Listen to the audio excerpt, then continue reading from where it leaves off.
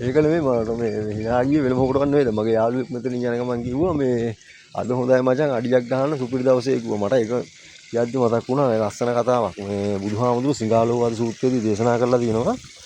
මේ සිංහාල ගෘහපතියට මත්ද්‍රව්‍ය ගැන මත්ද්‍රව්‍ය මත්පානයේ තියෙන ආධිනවය ගැන. ඒ කියන්නේ ඒකේ තියෙන මේ විපාක ගැන.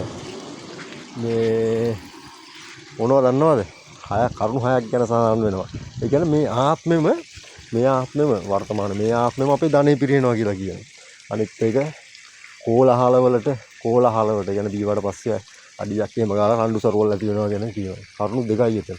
ඊපස්සේ තව කරුණක් කියනවා මේ ලෙඩ රෝග වලට ගොදුරු වෙනවා කියනවා. ඇත්ත නේ ඉතින් දීලා කාලා වැඩි වුණාට පස්සේ নানা ආකාර ලෙඩ රෝග වලට ගොදුරු වෙනවා ඉතින්.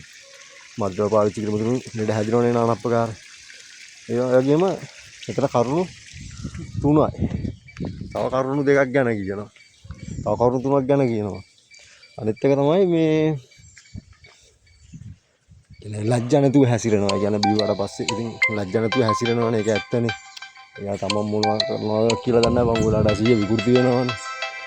ඒ වගේම මේ තව එකක් කියනවා. කියන්නේ අපකීර්තියටපත් වෙනවා. අපකීර්තියටපත් වෙනවා.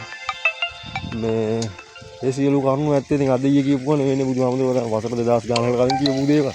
මේ සමාජ ක්‍රමයට හරියටම ගැලපෙනවා.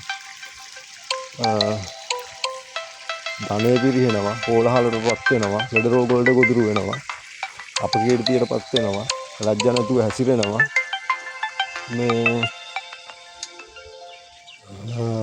අපකීර්තියටපත් වෙනවා. ඔය කරුණු තමයි ඉතින්.